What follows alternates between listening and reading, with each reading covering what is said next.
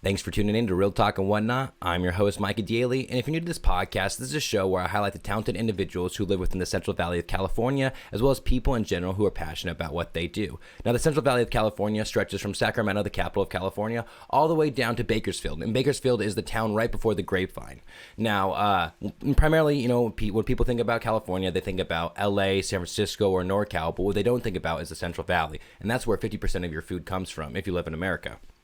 So, now, that's what this podcast is about. Its primary focus is the 209 of that region. And the 209 is the area code that consists of Stockton, Merced, Modesto, Tracy, Turlock, Los Banos, and all the other cities in between. And so I'm highlighting all the talented artists as well as just talented people in general in this area. And I think a lot of people can learn from, I feel like I learned a lot through each of these podcasts because I'm getting a unique perspective on how someone else finds drive in their life, and I hope that you guys are finding that same thing. Now let me jump into my routine. I'm going to once again remind you guys about reviews and downloads. Make sure you're downloading every single podcast episode, as well as leaving a review on Apple Podcasts. If you are watching this on YouTube, make sure you're subscribed to my YouTube channel and leaving a thumbs up on those videos.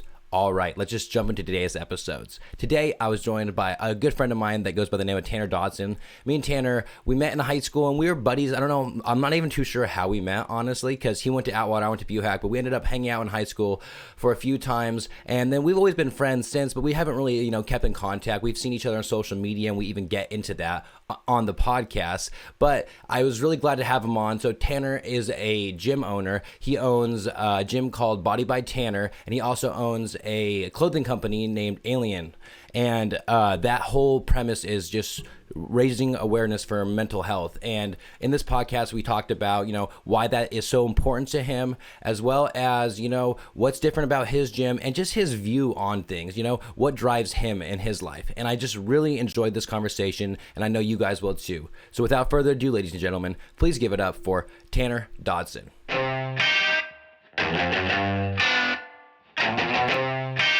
This is it. Real talk. Whatnot. Real talk. That's it. Real talk. Real talk. Real talk. Making sure your phone's on silent or what? Silent. Yeah, it's on silent. How's it going, Tanner? Good. How are you? Doing well. Good. So why don't you introduce yourself for people who may not know who you are? I am Tanner Dodson. I own a gym in Merced, California called Body by Tanner, and I've been doing personal training for about 8 years now. 8 years. Yeah. And then, so how did you get into fitness? I used to get bullied when I was younger. I was really that skinny kid. Yeah, dude, I was hanging out with you back in those days. I was asking, you were that bully. No. You were my bully. This is bad. This is revenge right here. This is what I came back I'm here for. to ruin your podcast. Yeah, exactly. So I just used to get picked on, and my goal was maybe I could lift some weights, and if I got bigger than my bullies, then they wouldn't pick on me. So my mom sent me to my uncle's over summertime in my freshman year. And so I put on about 10 pounds, not of muscle, but just gained 10 pounds. Was it locally? Southern California. He's a gym or something? Yeah, just in his garage. Okay, he's gotcha. like a power lifter. So he's the one who got me into it. So when I first started, I power lifted. But I eventually wasn't happy with how I was looking. I wanted to look like Arnold Schwarzenegger, So the classic, that was the classic male specimen back in those days. I didn't get the gist of it. I was like, okay, what do I need to do different to look like that? So more of the bodybuilding type where, your diet's really on point and everything like that. So I kind of transitioned slowly to bodybuilding, and that's what kind of came of everything. So slowly just came into bodybuilding. And then, so started your freshman year, and then where do you felt like you started really taking it seriously? Well, freshman, high school, I worked at Taco Bell, so I ate Taco Bell every remember day. that. Yeah, I worked remember. at Taco Bell, so that was my first And we're both at Starbucks people too. Yeah, and then I went to Starbucks right afterwards, but Taco Bell, I bulked up and I gained 25 pounds working there, but I thought of good weight, Yeah. And you're 18, your metabolism. Yeah, my metabolism was crazy. Yeah. I was 100 and I think I graduated 1 80. So when I first started, I was about 120 pounds. Yeah, that's pretty So good though, because I graduated graduated high school like 150. Yeah, so it took me 180. forever. And then I did a couple years of weightlifting and everything, but I didn't take it serious with diet and everything till about like 5 years ago. 5 years ago? Yeah, so I found a coach and everything like that, and then kind of started taking it more serious, realizing that like diet is like everything for bodybuilding. Like you could work out as much as you want, but if you go to the taco truck, I love the taco truck. Oh, there's too many. There's too many to choose from here. So if you go to the taco truck, after every workout, then you're not going to look how you want to. So So once I dialed that in, that's when I took it a little more serious and everything like that. So that's cool though. So 5 years ago that started, and then how long into you working out have you wanted to open up a gym, or is it kind of something that you've like thought about for a while? So I started when I was about 20. Personal training. I was working at Starbucks, and then I hit up a local gym here in town and asked him if I could train for him, and he was like, I don't know who you are. Like, why should I give you a shot? So to prove that I wanted to work there, I went to Starbucks 8 hours a day on Main Street, where it used to be on Main Street. Yeah. So I would work 8 hours there, and then across the street was the gym. So then I would watch him for like 3 or 4 hours every day after work, just training and everything for like 2 to 3 months. And then eventually he's like, oh, I've never seen someone so dedicated of like wanting a job so bad. So he let me, he hired me on like under him. And what gym was this? Pilates Plus. Okay, yeah, gotcha. they're still open right now too. So just this last year, I kind of ventured off and did my own gym. Oh, okay, I gotcha. opened, is this over by Yosemite Starbucks? No. Right where the old Main Street Starbucks was. Right it's there. Right across the street. Oh, it's like really? upstairs. Oh, upstairs. Yeah, Okay, yeah. I was like Trevino's. Yeah. So it's very hidden. Yeah. So it's like a word of mouth type of place. So. But didn't you, or is that where you've always been? Yeah, that's where I was always before the pandemic. I think there was.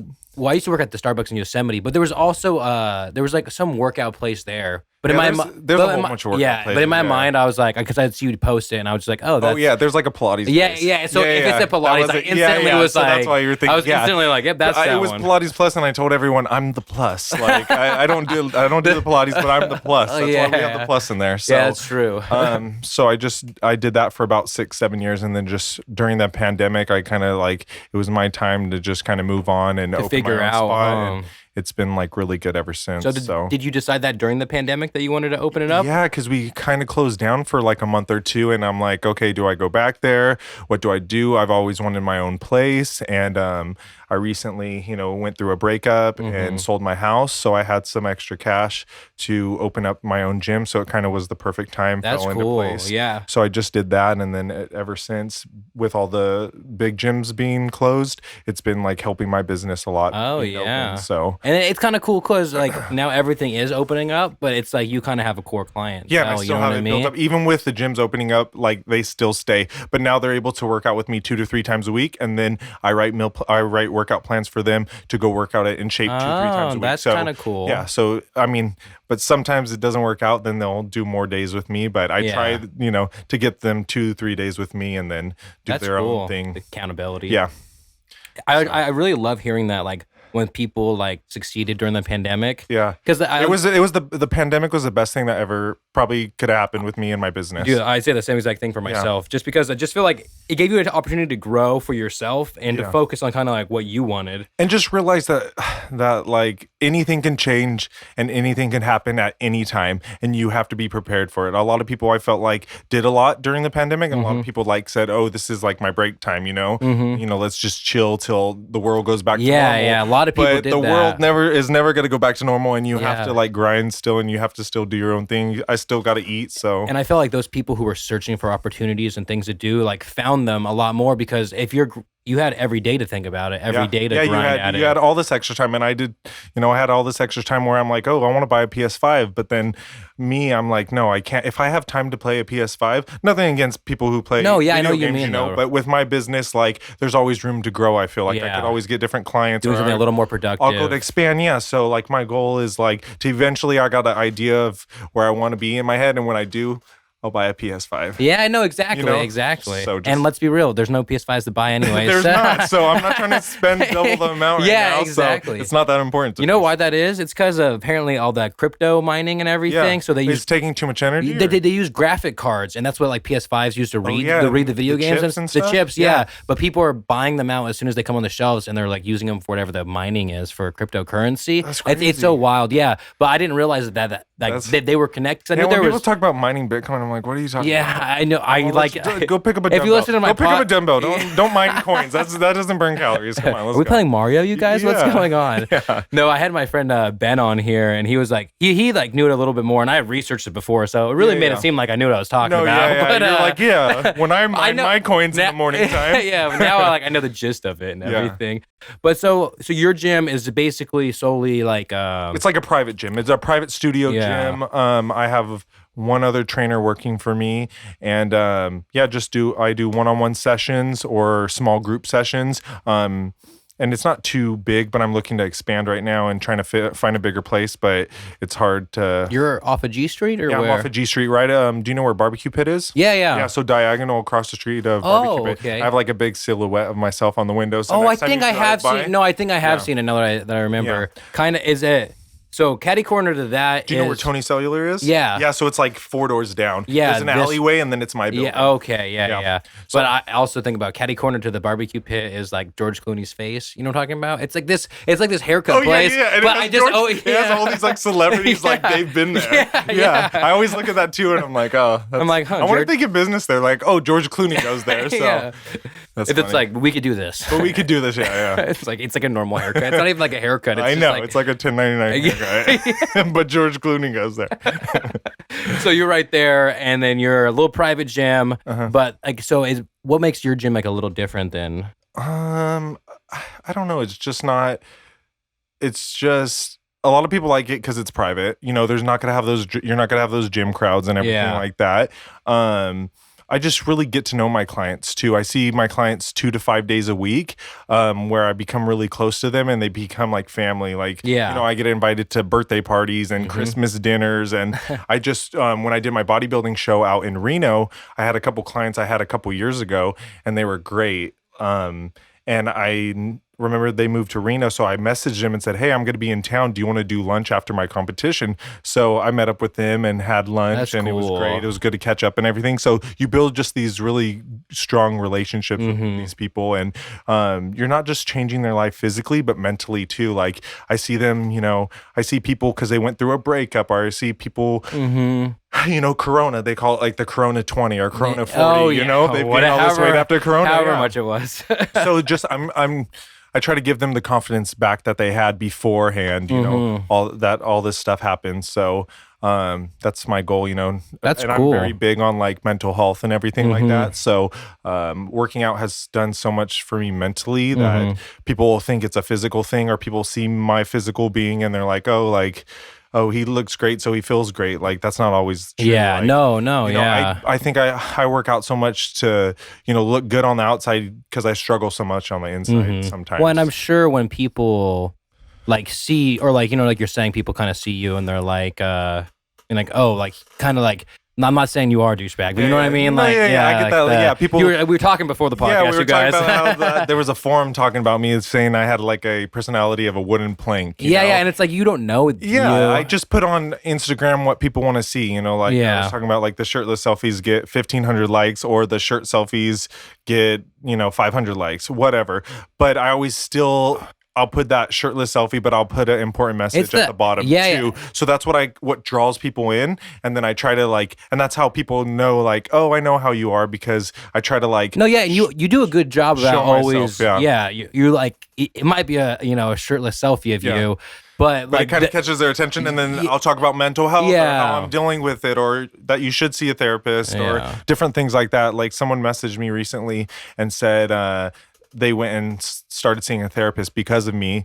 Because I motivated them to, not motivated, but, I inspired them and encouraged them to, because people, the stigma of like, oh, seeing a therapist, there's something wrong with you. Yeah. I'm like, everyone needs to see a therapist. At the end of the day, like, we all have things wrong with us, and it's not about fixing things. Seeing a therapist is about like understanding why you feel certain ways with certain things. And like perspectives, I think. Like why do you feel this way? It's because this, or it's because of this event in your life, which you never even realized that caused all this other trauma in your life. So it's just accepting and realizing things that really helps. Is there like something that like drew you to folks? So you have a brand named or called Aylean, right? Yeah. And so is there something that like inspired you to kind of make that, it's about mental health? Just because I struggle a lot. Okay. So I struggle a lot with depression, kind of seasonal depression. Summertime is not as bad, but wintertime's really rough for me. So no, I've been there where I've had suicidal thoughts. I didn't, every night I wish I didn't wake up the next morning. And I still struggle with it too. So it's just super important to me that like people think, even on Instagram, you put your highlight reel, right? Like on it. So it's like the best of the best. Like, oh, he has this car, he has this body, he has this. But then at the end of the day, I still don't want to wake up in the morning. Yeah, you still don't feel. Yeah, you still don't feel 100%. And I just want people to get the message out there. It's okay to go see someone. It's okay to go talk to someone. Like I saw this thing. It's like, I'd rather you bug me about something than to attend your funeral or something like that. Like I'd rather you do that than if, instead of hurting yourself. So I'm super big on just spreading that message and everything like that. That's really cool. Because I feel like a lot of people, obviously when you have a brand, you want to have some type of motto, but yours is about something more than just you. And I think you kind of realize for yourself, you know what I mean? Like the impact that like if there was just maybe that one person, telling you or encouraging you. And if you could be that for like, if this whole thing only helps one person, you know what I mean? And I feel I'm sure you're happy. I heard some feedback from a couple people and I've helped a couple people and that's like, that makes my day. I know a lot of people struggle out there, especially with Corona, so many like the suicide rates have gone up because of Corona and everything like that. So, and I kind of did with Aylean, the idea behind it is like how we, how we say like, we are not alone out there in the universe with aliens. So, let me get it right. The motto? Yeah. Or for the American Foundation of Suicide Prevention, their thing is like, you are not alone. So I use that with my brand. So Aylean, you are not alone. Yeah. Kind of mesh that together. And that's how I came up with it. And was that kind of like a quarantine project too? Like when did the brand start developing itself? The brand started, I launched it in February. But how long before that? It was an idea. I was trying to do something catchy, something someone would want to wear. Yeah. What's, I guess, cool in people's eyes. Yeah. So, once I figured out, like, I was looking up different organizations on suicide prevention, saw the You Are Not Alone. I had the idea of Ayleans. Epiphany a little. Yeah, it just came up and I felt like it was a really like good way to promote it. And then now it probably feels like it's funny because like with me, photography or videography, like when you do something, it's kind of like it just happens to be serendipity in the sense of like it just happens to be like the right thought process at the right time. It just makes sense. And I tell someone and explain to someone and they're like, oh, that's so genius. And I'm like, oh, it just came up to me. It just feels natural and everything. That's why it just seems like it's very like, and I know it's very you in the sense because I know you a little bit more than the average person online, you know what I mean? And it's funny because like we don't like talk a lot anything. But we could still like meet up, I feel like, and have a good conversation. We run into each other like at Starbucks, random places, and we always say hi to each other, talk to each other. But like, it's like, but we really haven't had a conversation like this. No, probably since high school. No, or something. But it's weird how we see each other on Instagram, and I feel like I know your life. I'm like, how was that Yosemite trip last weekend? Or how was this? Like, we don't talk, but I still see your life. We're both updated with each other. Yeah, and that's the cool thing about social media. It's so cool and like so not cool. It's like so kind of creepy too at the same time. Like, oh, how was that hotel last night? Oh, what? Yeah, exactly. So. It is. I mean, yeah. But then it's like the whole thing you're saying, like how like the Instagram algorithm, like you're saying, like shirtless photos or whatever. Yeah. Like for me, my feed is it's basically just like nature stuff, and like I want to post like myself and stuff, but like now I feel like I'm such like in a like a way of only posting nature photos, and Yeah, I will then post they post it, myself. and then everyone's but I like, won't "Who's this? Yeah, I won't Who's post this guy?" I won't post like a normal photo though. You know what I mean? yeah. And like I feel like a little limited by that, but at the end of the day, I'm just like I'd rather have like. Since I started doing this podcast and everything else, like this was just completely pandemic project. Like No, I had an idea. Awesome. I saw you started and I was like, oh, it was supposed to be about it was supposed to be trail talks and whatnot. Yeah. But then on the first episode, Jimmy renamed it Trail Talks and whatnot, or suggested the name of it. And I was I'm in that Trail Talks. He did Real Talk and whatnot. Real talk, yeah. And Because that limits you. Like, Yeah. how many people are going on the trail? Yeah, like, I had like a list of all these people I went on hikes with, and I was like, there's so 4 I people, there's 4 basically people. only have 26 episodes I could possibly do. Like, you know what I Seriously. mean? Yeah, And then yeah. he was like Real Talk and whatnot. And then I've had rappers, Yeah, gym that's owners, my perfect. friends. Like, Perfect. I like, there's nothing that positive coming out, talking good about Merced or talking good about the whole 209 or Central Valley in general. And I'm like, No one ever says, oh, when I grow up, I'm moving to Merced. yeah, exactly. But my whole thing now is like the development downtown, dude. It's so cool that it's not like crazy to think about like, oh, I could raise a family here in Merced and everything else. Like I feel like downtown's slowly turning into like a cute downtown, like a Mariposa would be, or something like that. There's a lot of we're character. like a stop to Mariposa or Yosemite. A lot of people still will stay at the El Capitan. Yeah, exactly. And then like a long time ago. Yeah, and then structurally, like Merced is actually way because I lived in Turlock for like 2.5, 3 years, and then I was like, oh, all the time went to Modesto because I worked in Modesto and Turlock and Merced. I was just all over. Yeah. But like those places, like you would think they would have like cooler looking buildings because like thing about I always liked about Merced is like, oh, I can go take a picture of the tower. I can go take a picture of Tioga. A lot of classic. Yeah, you gotta old, go old looking, like redone structures, even like the 7-Up sign or whatever. You know what I mean? The redone one. Yeah, exactly. Just stuff like that. But and then when I went to Turlock, I was like, oh, there's no like big buildings I could take pictures of. When I went to Modesto, I'm like, there's not really any like big buildings. And then you go to Fresno. There's a lot of hidden gems here. I feel like. Yeah, exactly. I think there's a lot of hidden gems here, and I think it's just about the timing of it all. People just talk so negative about Merced that even if there is good things starting, people are still going to talk negative. Oh yeah, about exactly. It, you know, it's going to take a while for someone to be like, "Hey, did you check out downtown Merced?" Like how we were just talking before. I was like, "Yeah, downtown Merced. I hope it gets its act together." And you're like, "It is." Yeah, no, it seriously is. Like I'm just excited because I went downtown. And I was like, man, this just feels like a whole new place to me. And I feel like it's been a long time coming. And like you're saying, I'm sure in high school, everyone couldn't wait to move away. Yeah, everyone was like, LA's the place to go. And I was supposed to move to LA. Yeah. But it didn't happen, Yeah. So. Hey, for one reason or another, now you own a gym in Merced. So that's pretty fucking cool. So I'm pretty thankful how things work. It's weird how things work sometimes, but sometimes at the moment you don't know why or don't understand, but then years later you exactly. realize. And that's like me. I always think it's crazy how people move away from family in the sense of like, and that's why I stay here. My sister just had a baby a couple years ago, and my brother's expecting 2, and then my mom's about 45 minutes away in Don Pedro. So it's like it's hard to like move away. No, that's what I always think because people move. I mean, I get it. I get why people go like out of off state, and move. but then they never see their parents again. And my mom would like if I don't see her every weekend almost, she's like, "Hey, well, where are you at?" Like, I always think about that. I'm like, it's not like it's not like I see my family all the time, but I like the idea of being able to see them whenever or stopping by. But people who are like, let's say you like live in Montana or somewhere else, which like I want to go to these other places. Yearly trip. Yeah, exactly. But and then are you gonna spend your vacation? You got one vacation a year. Yeah. You're gonna go to Hawaii. You're gonna go to Montana. So exactly. Parents, so it's kind of hard. Yeah, exactly. I mean, I don't know. That's just my own little. Because me and my fiance were talking about it. And we're just like, man, like we would love to, but we'd also know we would just miss everybody. So it's hard. How do you even do it?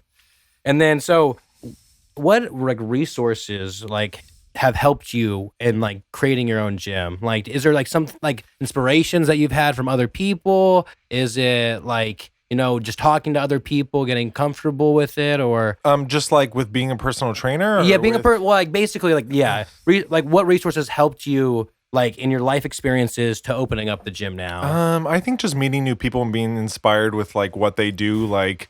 I feel like a lot of people feel like they can't do something because something's expensive or something's just hard to do or it takes time. Everything good takes time. So like building a good clientele, I've built up a good clientele over the years and it just doesn't happen overnight, So, but just my inspiration is just other people I've met, My mom's always been super supportive of me. Like I could do anything. I always joke around like if I like became a porn star, and like had a premiere, my mom would be there like rooting number for me, one like, fan. Woo!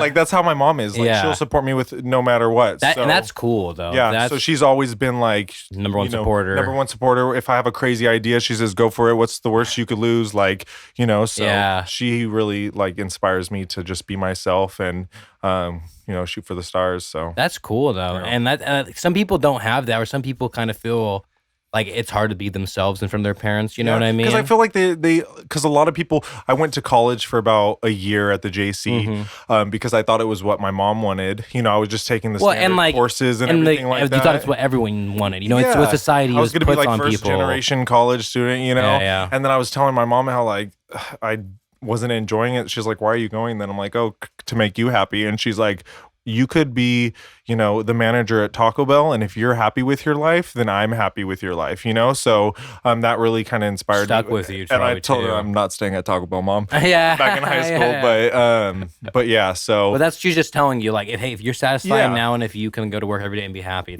that's all she wants. So a parent like that is, I feel like people are more likely to just do what they want to do. Because if you told someone, a teacher, when you grow up, I'm going to take pictures of people and get paid really well for it, they'd probably just kind of laugh and say like, okay, like, well, anyone could like, or that's hard to do, or blah, blah, blah. Or you could tell them anything. Yeah, right? exactly. Like, or I'm going to be a rapper. And like, some people don't make it, but some people really do. So, just, I feel like if you have like a dream, like, and you have someone there that doesn't shoot it down, then you're more likely to like achieve that, because we focus on people's opinions too much. Well, you focus on everybody else's opinion except for your own opinion. So much, and that's really what like I'm trying to get past. Like trying not to, what people say. I don't really like feel like people have bad things about me to say, but if they do, it's like I want to figure out why, how I could fix it, like that. So and at the end of the day, sometimes other people, they're douchebags or assholes. You know what I mean? Like whatever. Like they think I'm mean, so they're really mean. You can't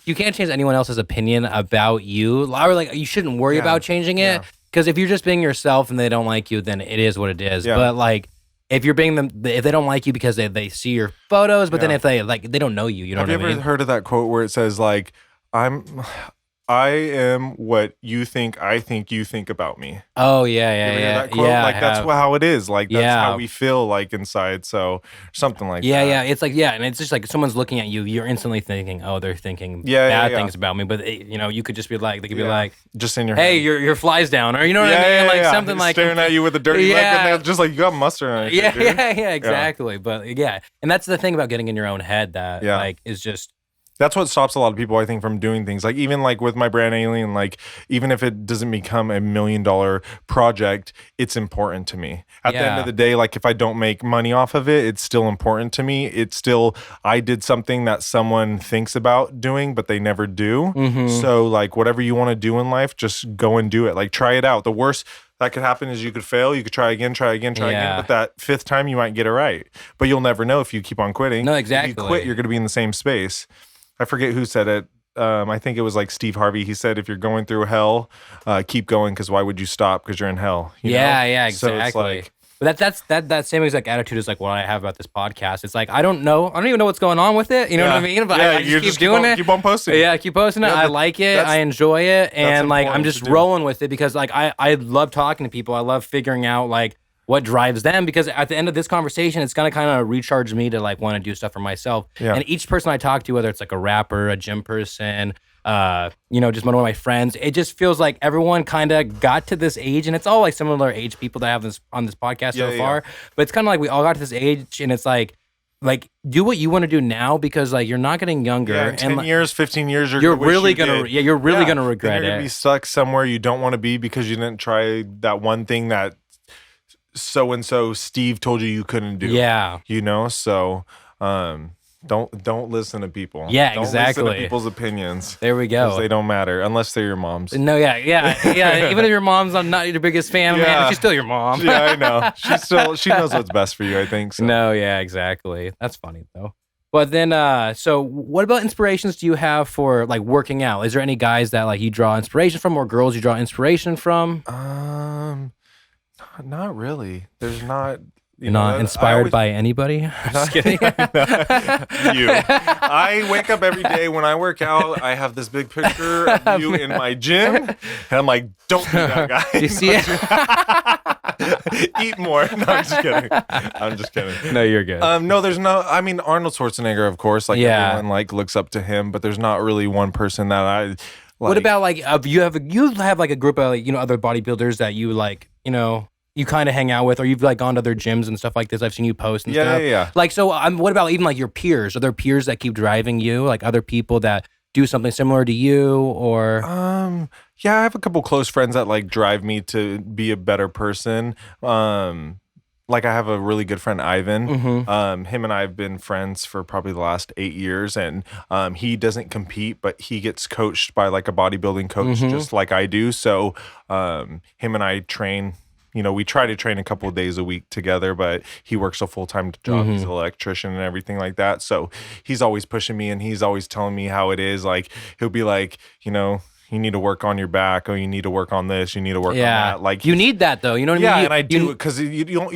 At the end of the day, you don't want to have a whole bunch of yes men in your corner. Yeah, exactly. Your pictures are great when everyone else is like, your pictures suck. You know, like, and it takes like a person that you're close with to be able to be that person. So yeah, because a lot of people, like, I'm not good with like criticism. Like, well, yeah, if someone comments like on you flexing your back, and you're like, hey, you need to work on your back. Small. Yeah. I'm like, I'm trying, but like, I'm not like, I'm getting better with criticism. So, because I'm taking it as like, they're not trying to be mean, they're not trying to put me down, they're trying to make me better. Yeah. So if you look at it like that, so if someone, talks about your photography or something and criticizes it, I don't try to see it as criticism. I just see it as like a helping hand, No, exactly. Especially if they're your good friend and everything like that. Exactly that, or like, I always say like on this podcast a crap ton, but that's one of the things, like my friends will be like, you say like a lot on your podcast, and it's like, I need to be, more conscious of that. Yeah. But it's just things like that you need to be able to say, oh, okay, thanks for letting me know. Yeah. Instead of But it's not even like a put down too. He's like, you need to work on your back, but you could do this. Yeah. Bring it up if you bring that up. And then I always do, every time he tells me a body part that I need to bring up, that like 2-3 months later, I like bring it up, and then I'm like, anything else? He's like, no, you're good. Like, do you like work out? And obviously, you work out you work at a gym, but you work out like in between clients and stuff? It just depends. I usually have a break between 12 and 4. So I'll either take a nap, depending on how much sleep I got that night, or I'll work out. You stay up late or no? I get off work about 8:30.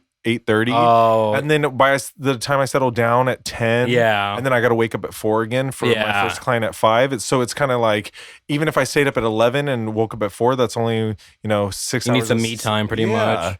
So it's not a lot of 4. It's only like 5 hours of sleep, so it's not that much. So and then for recovery, you need to sleep a lot. So my goal is like 8 hours a day. My coach is always like, you need to sleep more, but I work a lot too. So trying to find that balance. But I always get my workout in, because I tell my clients, no excuses. You work 12-hour shifts, I don't care. And then I work a 12-hour shift, and then I'm tired after work and don't want to work out. But I'm like, I can't be like that. I can't preach something and not practice it as well. Yeah, of course. That also motivates me too. Kind of why like I got into bodybuilding, doing shows and stuff. It's always good to have a goal. Like when a client comes to me, either they want to lose weight, gain muscle, they need to have some type of goal, because every time they eat, they need to be conscious of that goal, or they'll just eat crap. So at the end of the day, you kind of need a goal, whether it's you want your pictures in a certain type of magazine, or you want this or you want that. The reason why I do bodybuilding shows is it gives me a goal every day to work out and make sure I get my 7 meals I eat a day in and everything like that. So it's the same 7 meals every single day. So walk me through walk me through a day in the life of Tanner Dodson. Okay. So but I mean, like, I want to know like what you eat in the sense, because like obviously like you're working out a good amount. Yeah. Talk about how long you work out and everything. So it surprises people, but I work out about 45 minutes to an hour a day. That's really all. Yeah. People think it's like, trust me, I was like, this guy's working out 4 hours a day. Yeah. It's not. So that's the problem. People work out too long and it turns into cardio. So they start burning muscle after a while. And also people don't eat enough. So you're just really depleting your muscles. So you want to get a good 45 to an hour workout, but no texting your friends, no doing. You do your set, I do my set. We wait a minute. Let's go again. You do your set, I do my set. We wait a minute. Let's go again. People's problem is that they take too much time. They'll be on their phone. My problem is like when I'm working out by myself, it's like it's when you have someone else, it's kind of easy. Yeah, it is. It's so the rhythm's better. It's easier to set like a timer. Do like a minute or a minute and a half timer. Rest. Yep, and then just go right back again. Yeah. So it takes about an hour for a workout. Everyone's always surprised for that. I don't know why Honestly, people think. Yeah. Honestly, I was like, Because this you just want to get out. it, like not just get it done, but you want to just give full energy, that 1 hour. Because if it becomes an hour and a half, 2 hours, how hard are you going to go at 2 hours doing your chest? Like, what else can you do, And then, like I said, it just starts, you start burning too many calories. Do you wake up and work out? I sometimes I wish I would, but I if I had the choice, I would sleep over workout if I knew I could work out later. But I wake up about 4 a.m. every day and then start with clients at 5, finish about noon or 1, and then... And is it like hour sessions, 30 minutes usually sessions? hour sessions. So a lot of them are one-on-one. Some I train couples. That's cool. At a time. So it's kind of 2 for 1 give them for a little you. give them a discount for a couple session. Yeah. And then a break 12 to 4, and then I would go back to work about 4 to 8. And then you work out after that? And then I work out sometimes after that. If not, then I'll work out. My goal is to work out in the middle of the day. Yeah, that makes sense. So I'm done afterwards, And I eat my meals throughout the day, eat the same 7 meals every day. What are the same 7 meals? So for breakfast, I'll eat like a cup of egg whites, 3 whole eggs, and oatmeal. That's my first meal. And then I do 3 chicken and rice meals. Damn. Yeah, and then I do just plain or what? I mean, there's little seasoning.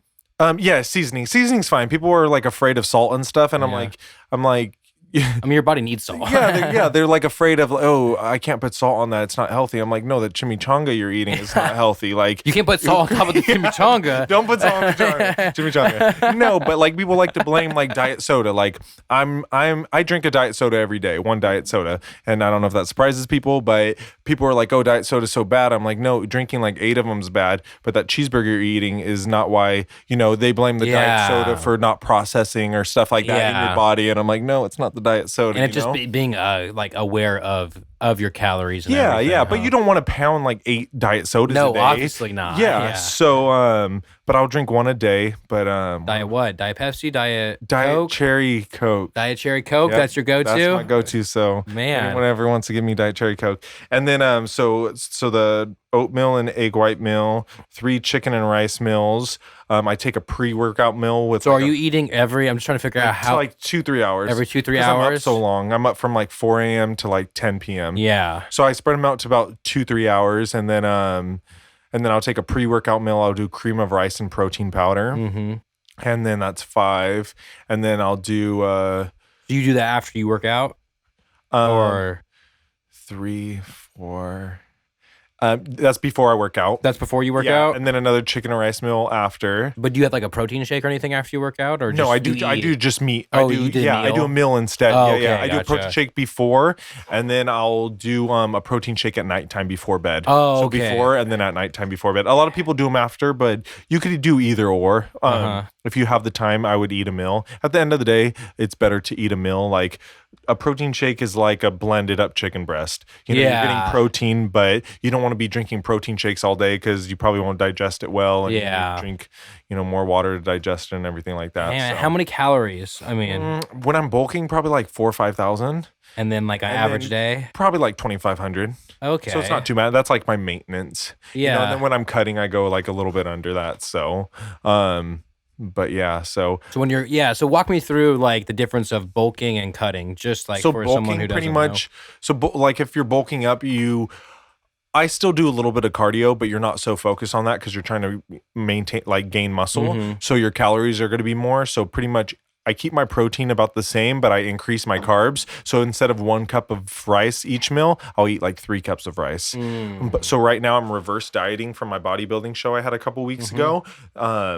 So I'm slowly increasing every week. I'm going to slowly increase the carbs. Oh. So yeah. So, you do that when you're bulking and just eat more calories at the end of the day, but you want to eat good calories. Anyone could get big eating cheeseburgers, but the goal is to gain muscle and not fat during a bulk, which is hard. You're going to gain some muscle. Yeah. So that's why you bulk up. And then when you cut down, you start decreasing your calories. So I Take away the carbs? Slowly, yeah. But I'm still eating carbs. People think you have to starve yourself, but you don't. I still could eat like 2,000 calories, 2,500 calories and still cut, decrease them and then add cardio in too. So I'll do about 45 minutes of like incline walking on the treadmill, or I'll do like the Stairmaster. Do you do cardio? Like in general? The last two months I did cardio every day for about 45 to an hour. What was your choice of cardio? Just varied just or treadmill? Treadmill? Just treadmill, yeah. So you just want to do an incline and I walk as fast as I can without holding on. Oh, okay. So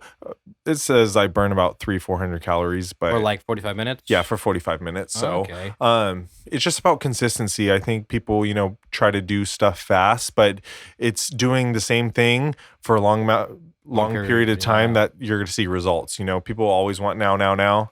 That's why they go and get surgery. Get rich quick or everything. whatever. Everyone's, when they hear that, they're like, they get excited. But at the end of the day, a good body, Arnold Schwarzenegger took years, whether he was on supplements and whatever, but it still takes years of building quality muscles. So, so it all just takes time. I think people's thing is that they rush it, You don't want to rush a bulk. You don't want to rush it leaning down. So you got to give yourself time. So I'll do about 6 to 8 months of bulking and then about 2 to 3 months of cutting. Because a lot of people think, is it fairly common? I don't know if this is, but is it fairly common in weightlifting that some people do cut like not so slow?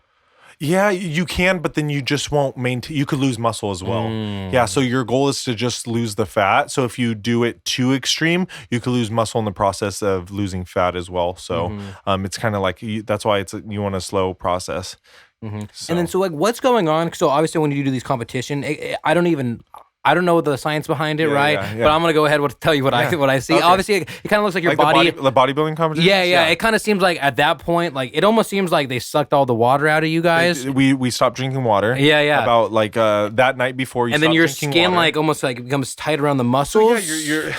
So you're not holding any water weight between your skin and your muscles, so your muscles show more.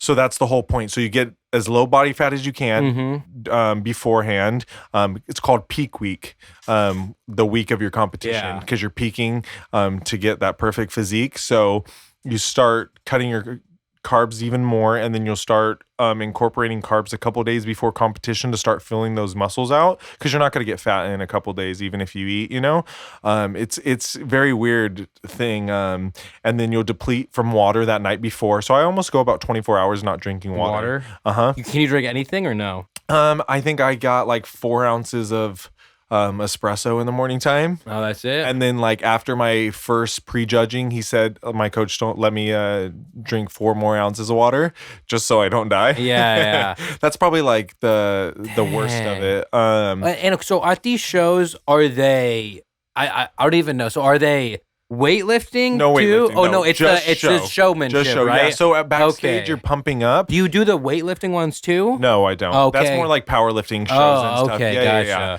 So but yeah, no, we do no weightlifting. We just show the final product. Yeah, gotcha. Yeah. And you do all the work ahead of time, and now it's like you're showing. Yes, exactly. It's like a car show, but for people. It is, exactly. I get waxed up. I get tan. The tan, I get like you get like. Is it a spray tan? What is that? It's like 2 to 3 spray tans you get, and you just get dark. Is that kind of just like the? It shows more definition on. Okay, you. So I was wondering everyone gets behind it why people did that, because I'll see some people. I'm like, you already look good, like without. Like, why is everyone orange? Yeah, and those lights are so bright that when you're on stage, you don't look that dark. But like if it's in person, I'm just like super dark. It's like ridiculous. And then it washes off, but then stays for about a week. So you have like a nice brown tan for a week. Oh, really? Yeah. My fiance just got this weird stuff. You like spray it on, or you just like, it's like lotion and you put it on. And it bronzer. But yeah. But like then all of a sudden she'll be hella dark, and I'm like, what the hell? Where did you go? Yeah, I was did like, you go to the Bahamas without me? You were just outside for like a couple minutes with me. Like, why am I not dark? Yeah.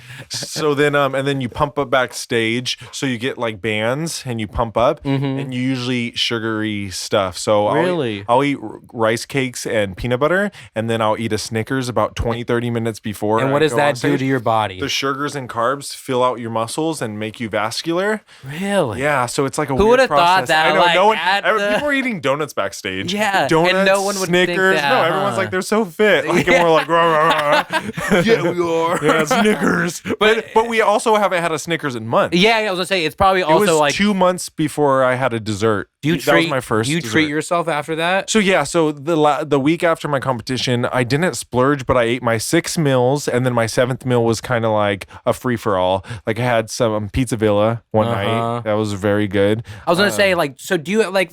Obviously, you're on this strict diet for like a long year round, but, on my diet. But like in order to be a human being, in my personal opinion, you gotta live a little, right? Yeah, you gotta enjoy things. Like you do. Yeah, like so. You gotta keep a balance. It's hard to though mentally because you almost feel. I was gonna say, how do you deal with that? Developing like my first bodybuilding competition, I developed some type of eating disorder where after my competition, I didn't want to eat healthy anymore.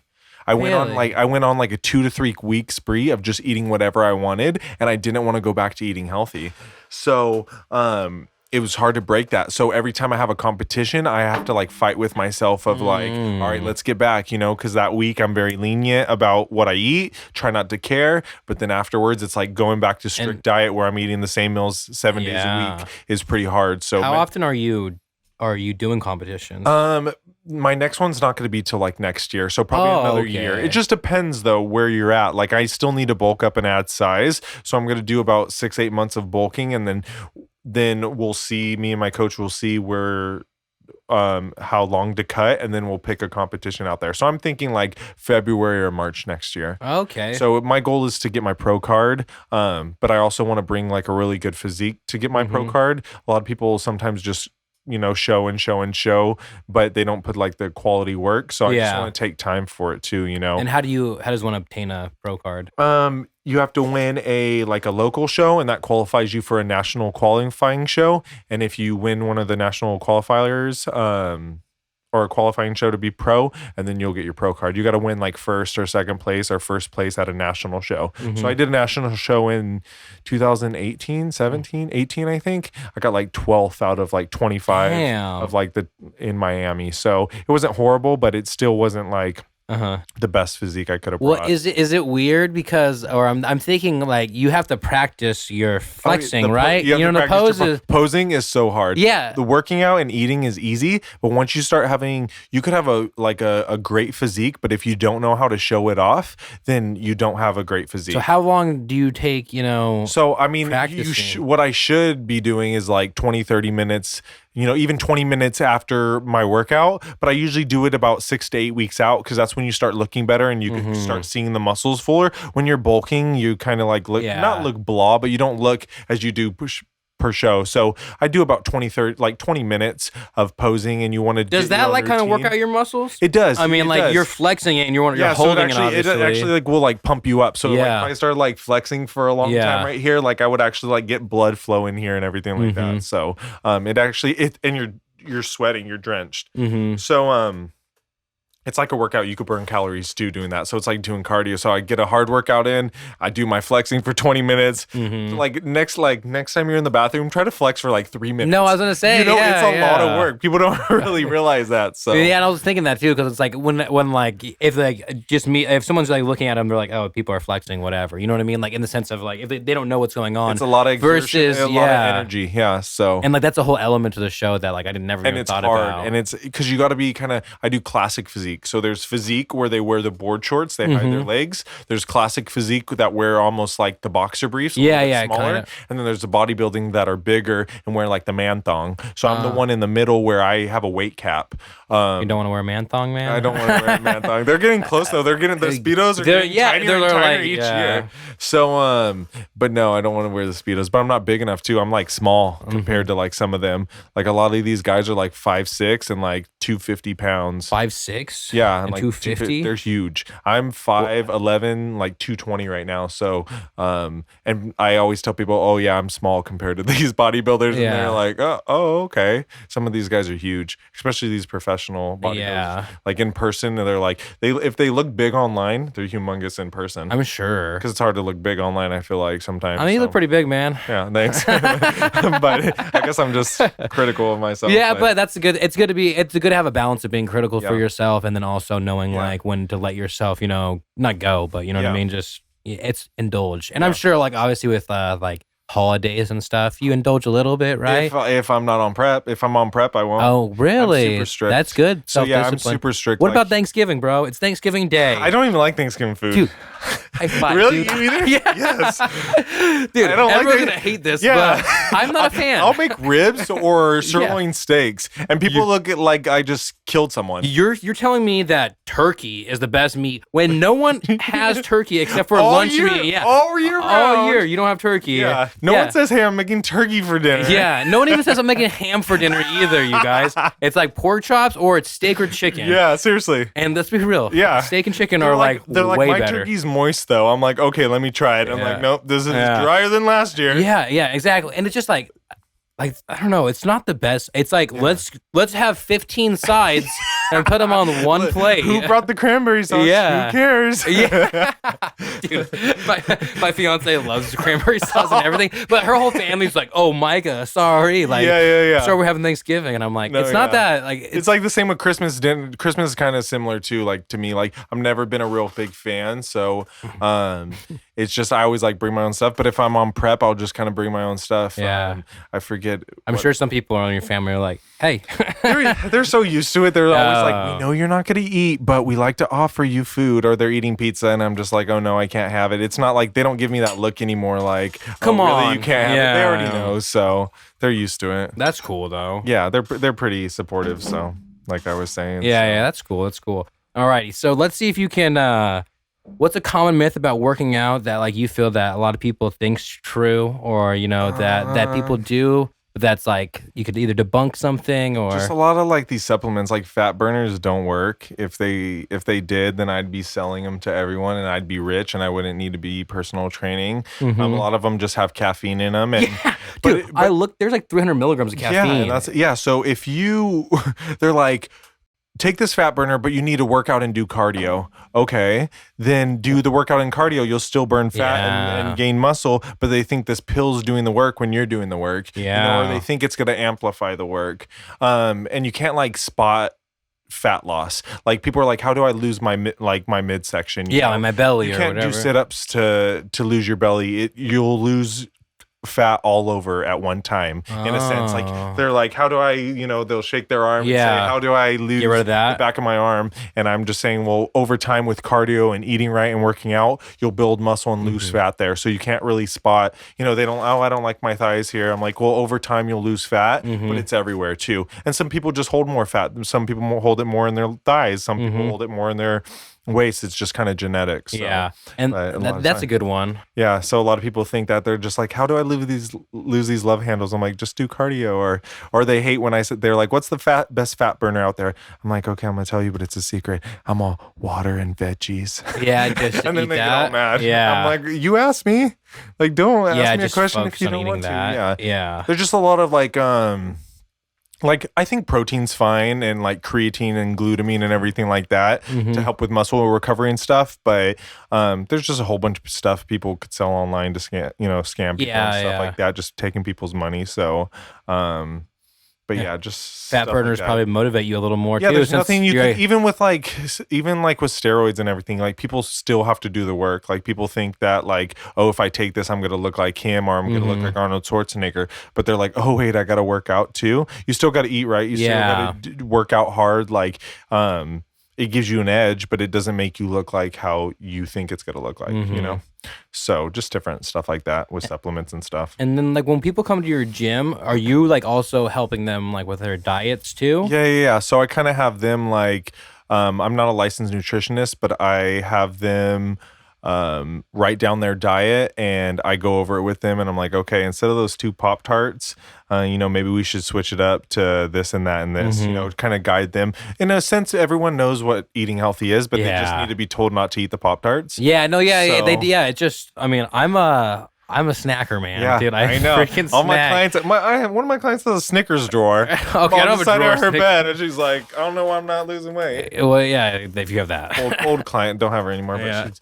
But like it's like like they just have different things where like snacking really gets people too. But like even at the end of the day, like you eat like a handful of almonds, right? You could eat like I think 16 almonds is like 100 calories. Yeah. Who's eating 16 almonds? You're eating like the bag of almonds. You just ate 900 calories of almonds and you don't even know it. Yeah. You know, so at the end of the day, like you go on a trail, right? And you go Trust hiking me, and you're eating all this trail mix. You just probably ate 1,000 calories of trail mix. Yeah. Yeah, you're burning calories, but people don't really realize how much calories they're eating until they start weighing their food. I'm big on like my clients like weighing their food and stuff. I'm like, do 6 ounces of chicken and then do, you know, this many or grams of rice or whatever like that. And they're like, this is nothing. I'm like, yeah, because your portions were like this before and now your portions are like that. Well, that's a normal portion, you know? Damn. So that's really big on people's portions too. At the end of the day, if you cut your portions in half, you'll lose weight.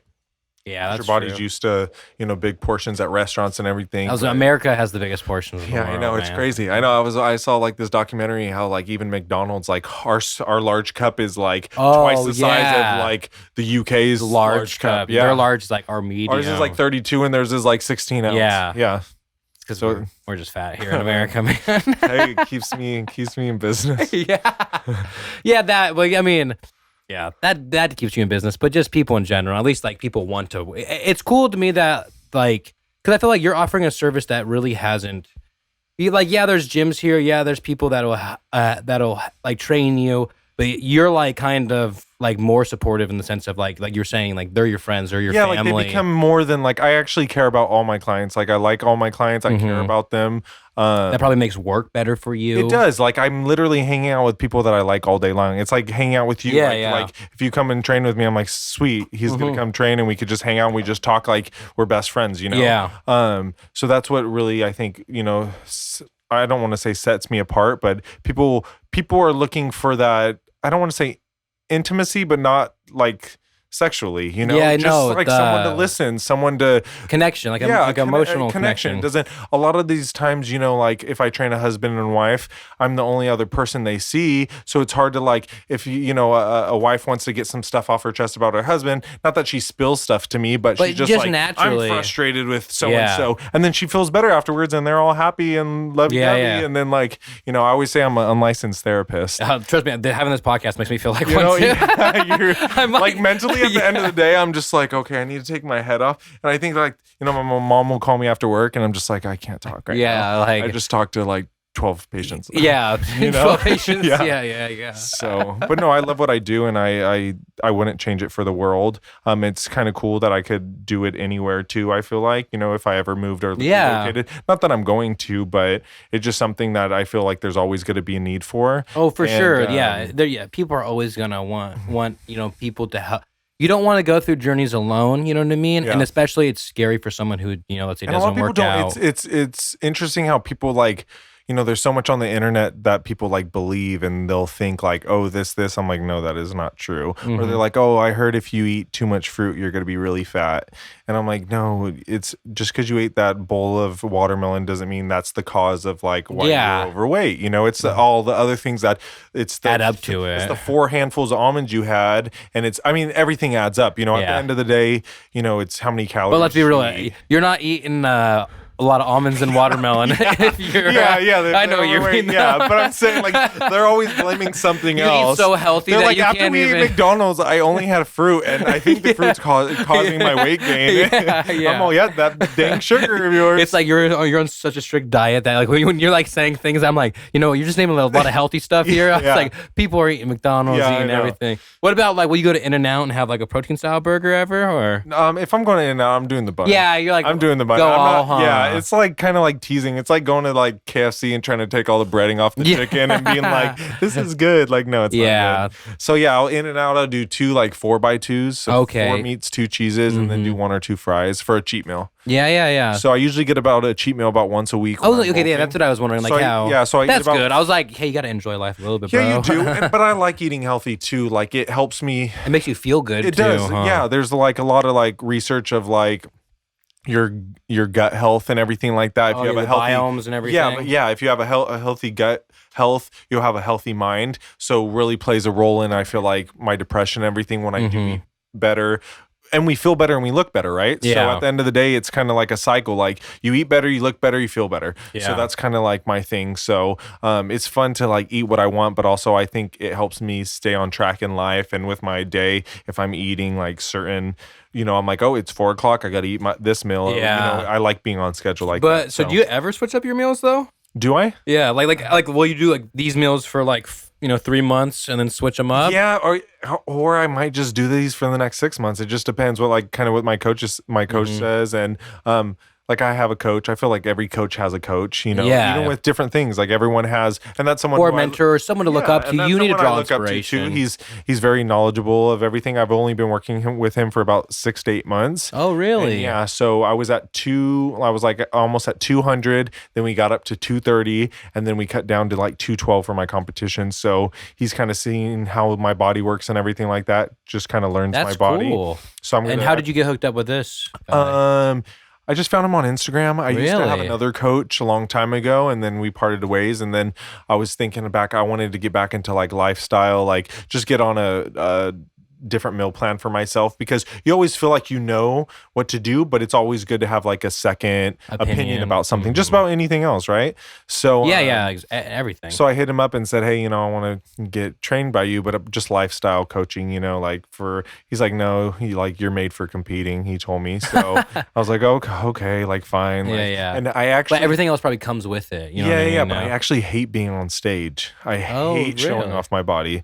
Like I know people look at my Instagram and they're like, Oh, really? really? Okay. Yeah. But no, I get nervous. I'm very shy actually, Yeah. like in person, like And when you're in situations where you're not comfortable, right?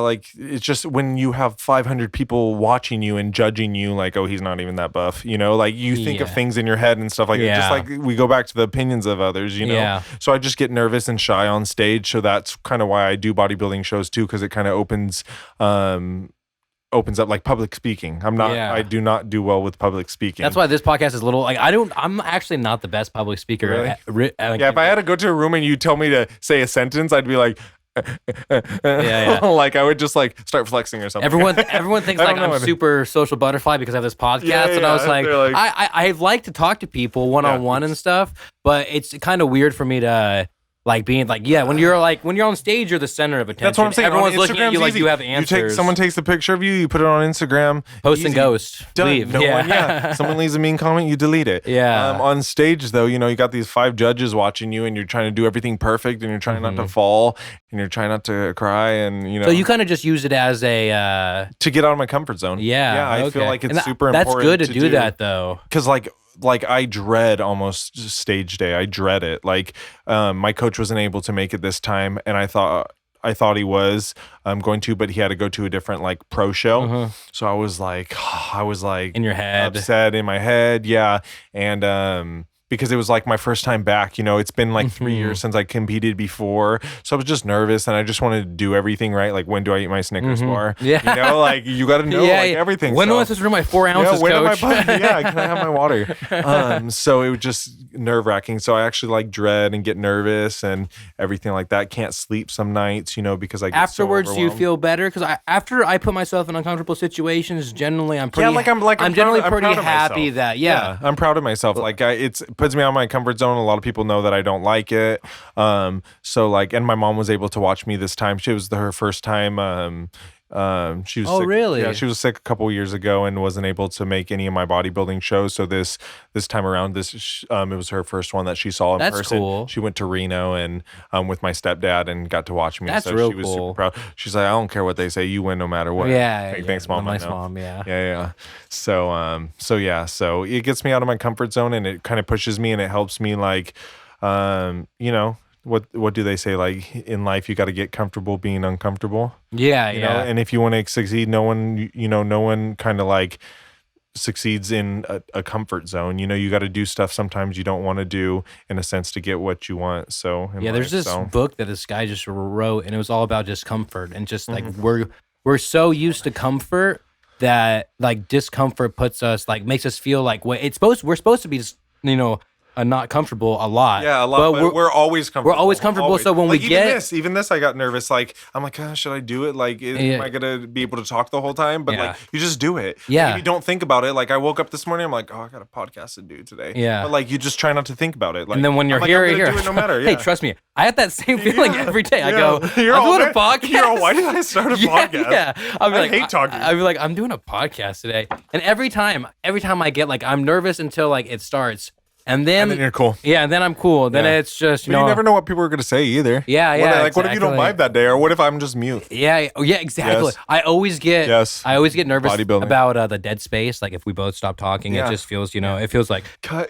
Yeah. And then it feels like, I need to say something because it's quiet, even though I asked them a question and they're thinking. Like it's just I get in my head about my own things. But of course. like you were saying about discomfort though, I feel like it's super important, and something I've like done since I've gone to photography and videography is like I've been doing it for like 2-3 years now, but I would always throw myself in situations like I'd be like barely a year into it, and I'd be like, I'm gonna do my first wedding, and like I don't like maybe that's not a good idea. I hate weddings, but but maybe it's like not a good like in the sense of like I don't like I throw myself in situations because once I'm in that situation I have to do it. I have to overcome it. I have to overcome it. But if you don't ever book one, then you're never gonna do it. Yeah, exactly. And so that makes me slowly be more comfortable with doing weddings, and now comfortable doing live events, and now live events aren't that big of a deal to me. You know what I mean? But for a while there, it was like like it's so nerve-wracking to do it, and so it's just like putting yourself in uncomfortable situations. And I always say, you fake it till you make it, man. Exactly. You really do that. Like people were telling me how confident I did a Fresno show the weekend before I did a Reno show a couple weeks ago. People were telling me how confident I looked and stuff, but I just was smiling and I was acting like I didn't care. Like not didn't care, but I faked it. Do you smile when you're out there? Yeah, like because a lot of people don't, right? Yeah, a lot of people don't, but I feel like they want you to like at least act like you're having a good time. Yeah. So some of my poses, like I do smile and stuff like that. So I don't know if it's good or bad, but yeah, because I could see like some random old judge being like, "That's not the way we do it." Yeah. So, and I don't know. Maybe I know these old judges. I don't know what they know sometimes, but I just try to smile because you want to like act like you just want to be you. Yeah. So people like raw emotions. You know what I mean? Like I'm winking at people on the stage. I'm just trying to like be have fun with it and trying not to like think about how much I hate being up there. So but yeah, my friends were like, "Oh, you look so confident." I was like, "Well, I faked it." Yeah. Like I was good at. Hey, but it. yeah. And maybe, like we couldn't tell you were nervous, and I'm like, oh, okay, good. And do you feel like these are getting easier after time, or you feel? I've only done 2 in the last 3 years, so and there were like 3 weekends ago. So really? It was really. Is that recent? Reno. It was the 15th of May. Oh damn. So it was I'm just coming off prep, so it was pretty. Not intense, but it was pretty strict and everything like that. So I'm just kind of balancing out stuff right now. But I still need to do a couple more. My coach is supposed to be there the next show, so I think that'll help calm my nerves. I actually drank, I forgot to tell you, I drank 2 shots of vodka. I don't drink really. Like I hardly ever drink. I drink maybe on my birthday once a year. I've only been drunk once on my 25th birthday. Damn. Yeah, in Vegas. Hey, that's a good place to be drunk. Good time. Yeah. But I drank 2 shots of vodka at nighttime to dry me out, to kind of like because you're like kind of dehydrates get water you? more out. Yeah, dehydrates. And then 2 in the morning time to calm my nerves. Oh, really? So I have nothing in my system. I have like 1 meal, you have 4 shots. no water, and 2 shots in the morning time. I'm like, you're probably like, my coach is like, don't be drunk on stage. I'm all, I feel great. Yeah, I just feel good, man. Yeah, because the last time I drank was over a year ago. That's so wild. Right. And I mean, that's obviously too, because that's more calories, more things to think about. Yeah, you can't drink and like bodybuild. I mean, I guess you could find a balance if you really wanted to, but it's just kind of not my thing. I'd rather eat my calories at the end of the day. If I can have a couple beers, or if I've never had a beer before either. What? Yeah, I've never drank a beer before. That's wild to me. I know. I tell people that, and they're like, Let me tell you, I'll buy you one, and I'm like, no, it's not that. It's not that I can't buy one. I can afford it. Like, that's not it. But yeah, I like mixed drinks and everything like that. But no, I just never had. I started drinking more than ever I have in my life with this podcast, but it's because I know when you were drinking, it's like I'm like, what? I'm like, what is he doing? I was like, oh, Pepsi. Solid. I'm like, oh. Honestly, I don't even like Bud Light either. My friends do for the podcast. Yeah, my friend's girlfriend. Every time she we'll invite like all the couples to hang out. She'll come buy, over. like big packs. So a giant thing of Bud Light and leave it in the fridge, and then it lasts like forever. And every time I'm like, you don't have to bring all this. She's like, no, it's okay that way. You're fine. You're like, well, like, now okay. I'm an alcoholic. exactly. No, but I generally like to have like one drink just before, just to calm kind my of, nerves. Yeah, exactly, just to like chill. Yeah. Kind of not too, because if not, I get in my head too. I get more in my head about this podcast than I do about like maybe he won't photography. Maybe he won't come out and get me. Yeah. You're all, hey, I'm like, it's great. Drive away. You used to have a Jeep, right? Yeah. I had a Okay. Jeep. There was a whole bunch of problems with it, so I'm back to the Challenger. I miss Didn't going you have fast. it? Didn't you have a Challenger before I this? did have a okay. Challenger. Honestly, I switched cars like I changed clothes. I was not gonna lie. I changed I was- cars like I changed clothes. Yeah, I was thinking that because I was had a like, blue I thought he Challenger, got, and then I had thought a he got Jeep. rid of this, and then I thought I he had miss a going Jeep. fast. Oh I miss yeah, going fast. Yeah, this has it's the Scat Pack, so Oh, it's got dude. like 500 horsepower. it's fun to so- drive, huh? Yeah, and I get to places in half the time. Yeah. The Jeep was slow. They did Jeeps- come out with a new Hemi Jeep, the same engine I have. Uh-huh. They put it in a Jeep, but they're like $80K. Oh yeah, that's the thing with Jeeps. The thing about Jeeps are cool and not cool is that like they don't lose value. You could buy Yeah, you could buy and one, like a yeah. 2012 and a Is that your 2000. blue- is that what your blue? That's my fiance's. Okay, yeah. No, they're good, but I just did too many mods to it. Well, and I feel like I feel like I the have Challenger 40s kind of on it. fits you. I mean, I don't know. like muscle car. Yeah, muscle yeah, man. yeah, exactly. No, Muscle car, muscle man. Muscle man. Yeah, and for like me and my fiance, When I don't we're have always when out I in don't nature. have gas, I just carry it home. Yeah, exactly. Yeah, it's not like either of them are probably that good on gas, though, Yeah. right? I mean, No. Jeeps. I get like 15 miles to the gallon. Yeah, that's what a Jeep does. You know what I mean? So it's like I didn't I don't feel it any different. Like, Yeah, it's not yeah. hurting my wallet anymore. It's yeah, all, or any all less. hurting my yeah, wallet. yeah. So it's fine. But yeah, I just like it's a smoother ride and everything too. Long car rides are Oh yeah, yeah. are super nice. Jeeps are a little more rough, Mhm.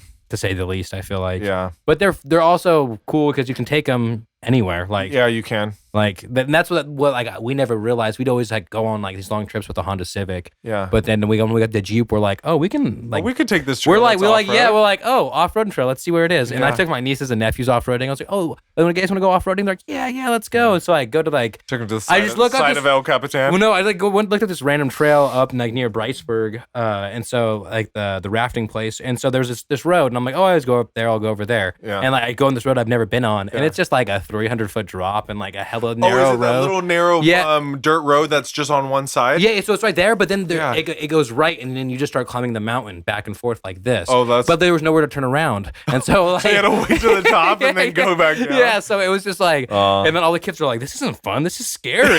They're like, we're just gonna die. This I'm all like, time. I'm sorry. I thought like I looked I up thought it was off-roading. different. It's a 4x4 road. I thought it was going to be kind of chill, Yeah, but yeah. I was wrong. Yeah, it's all right. I'm also not the most experienced 4x4. You could have just took them out to the dirt field over here, like. You know exactly. Yeah, and they would have been like, "This is exactly, awesome." exactly. I could have, and I should have. You're like, what's dangerous and what's my first off-road? Yeah, and then I drove like an hour. It was just like one of those things afterwards, like, I'm so tired. And then we went to the wildlife refuge the next morning because they all spent the night. Oh, yeah. And they were like thrilled about being there. I was like, this is what we should have done. I know, I was seriously. like, I drove so far just to like scare everybody. just almost kill us all. Yeah. And then Lindsay was like, what are you doing? I'm like, why would you take us here? I was like, I don't know. I didn't know how this I road was just going to be. looked up cool Jeep Yeah, trail, yeah. and this is you got to be careful what you look up on Google. Exactly. All right, before we get too off the topic, Yeah, Tanner, so why don't you explain to people where they could find you at? You know what I mean? Just, promote your business right now. Instagram, I'm at Tanner Dodson.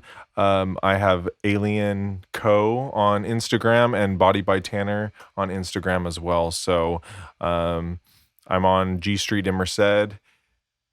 My gym is, and that's where you can find me if you want to book an appointment. I'm pretty booked up, but you could just message me on Instagram at Tanner Dodson, and we could book an appointment. So Dude, yeah. come check it out. Well, Tanner, I appreciate you being here. Yeah. I'm really glad we got to catch up. It was Yeah, a no, it fun was good, yeah. conversation. So, sir, thank you so much. Of course, man. All Thanks right. for having me. Of course.